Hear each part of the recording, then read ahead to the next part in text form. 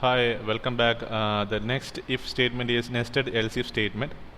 So nested else if is used when multipath decisions are required. Multiple decisions are verifying. If you want to make actually this is a decision making statement, right? If else while for all those things are decision making statement. So if you want to make multiple decisions, then we are going for this nested else if statement. The syntax is like this: if test expression 1, then the statement 1 will execute. That means it will avoid all the else part and it comes out of the if else statement and then else if statement and then print the remaining part of the program. In this case, if this condition is true, then this part will not execute, this will not execute, this will not execute, and this else also will not execute. And that means if this condition is true, it will omit all the else if related to this one. Actually, this else if is a subprogram of this if. Okay, so else if actually the concept here is if else. Okay, if else, again we are verifying one condition. So it's a subsequent program. If, then else, then again if. Okay, so if this condition is true, then it will avoid all the else cases. Okay, if this condition is false, it comes to the second condition, verify whether the condition is true. If this condition is true, it will omit all the else if and else's. If this condition is false, it comes to the else if statement, third else if statement, verify the condition. If the condition is true, this statement alone will execute, omit all the following one. If this condition is also false, it comes to this else if statement and then print verify whether the condition is true. So we are giving multiple conditions here and then we are printing the statement. If these conditions are false, it comes to the next consequent program and verify whether the condition is true. And if all these conditions are false, if the first condition is false, it comes to the second one, again it also false, it comes to the third, again it's also false, then to the fourth, it again, if this one also false, then it comes to the else statement, that is default. If all the cases are false, then default we are saying that this is the default statement. After that, it continues the remaining part of the program. That is the concept behind this. Okay. Here, this is an explanation for nested else if statement. This type of structure is known as else if ladder. It looks like a ladder, right? It looks like a ladder. So that is why it is said to be the else if ladder.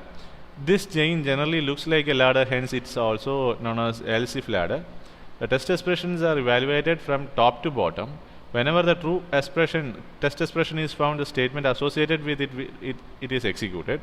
When all the n test expressions becomes false, then the default else statement is executed. That's the meaning of this. If all the test expressions are false, then it goes to the else default. This is a default else statement, because if all the cases are false, then we have only one option, that is the default else statement. Okay.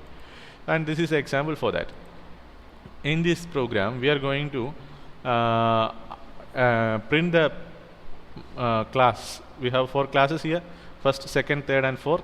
We are printing these classes based on the value in the variable marks. Normally, we will collect the mark value from the student. So usually this is a small program. Actually, it may have a main program.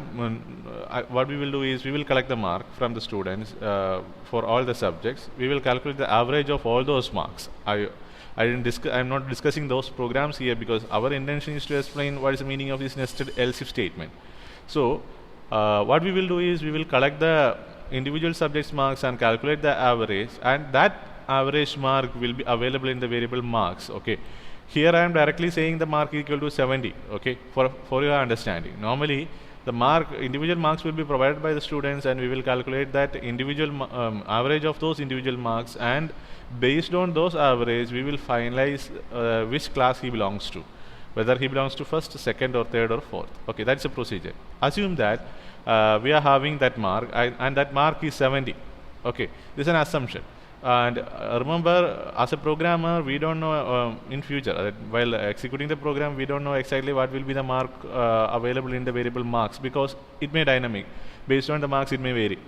So in this case, 70, we are first verifying whether if the mark 70 is greater than 75. If this condition is true, then it executes the first statement and omit all the else and else if and else statements. In this case, 70 is less than 75. That means this condition is false. Actually, our condition is 70 is greater than 75. This condition is false. It comes to the else if statement. Okay, 70 is greater than 75. So this is true. This statement is true. We have another meaning for this. That means it is greater than 65 and less than 75. So by using this statement like this, we are saying that if the mark is greater than 65 and less than 75, okay, that is the meaning of this.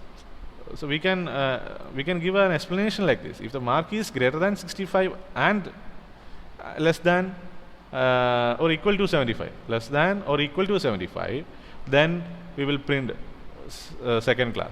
So to mention like that, we have another options. We have logical operators are there for mentioning the condition like this, but the meaning is like this. In this if-else statement, it's a multiple verifications we are performing here.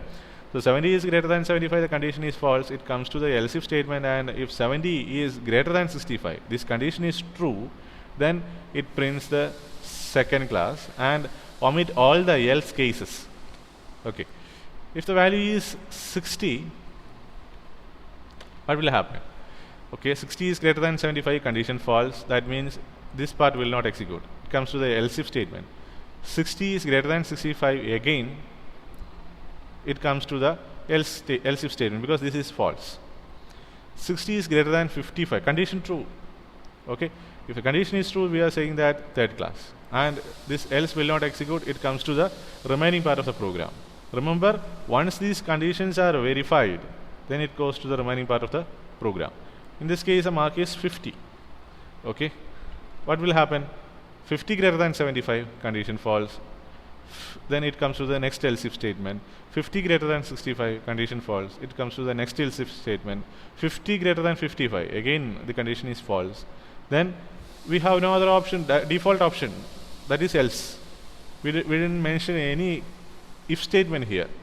Okay, we are saying that if all these conditions are false, then no need to verify any other condition. Go and print the statement fourth class. That's the meaning of this one. I will execute this program here. Here the mark I assigned here is 80. So 80 is greater than 75. Is first statement is true, and the first case is true. The first if condition is true, and it will print the first class. Okay, and it will not execute the remaining part of the programs, the remaining else if and else cases. Okay, I will show you. Hi.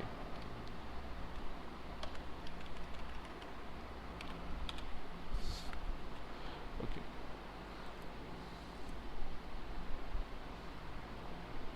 Listen, 80 is greater than 75. This condition is true. Print of first class. After that, this part will not execute. This part will not execute. So these are the blocks.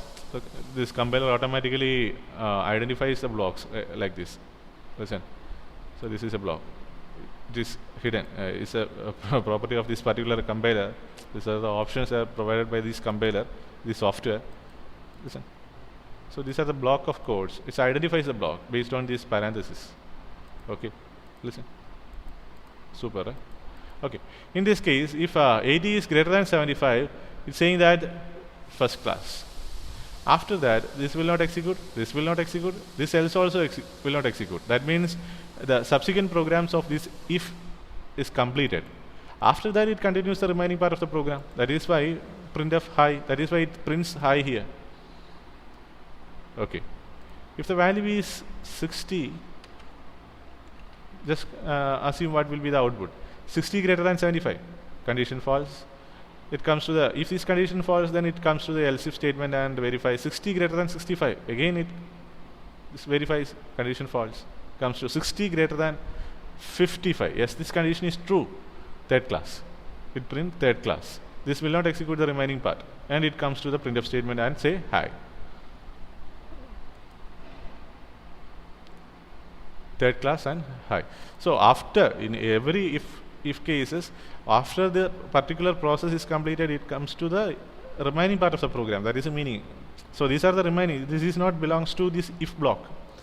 So this is an independent part of this program. This is not belongs to the if statement. So this if and if else and else if statements are these conditions are works only based on this if. Okay, if this process is over, then it continues the remaining part of the program. The remaining story will work. That is the meaning of if the value is 50. Okay, 50 is greater than 75, condition false. It comes to the else if statement. 50 is greater than 65, again condition false. 50 is greater than 55, again the condition is false. So all these three conditions are false. Then we have only the default option, that is the else, fourth class. And after that, these independent statements like the remaining printf and return value will execute. Okay, hope you're clear. And if you have any doubt, please contact me. Thank you.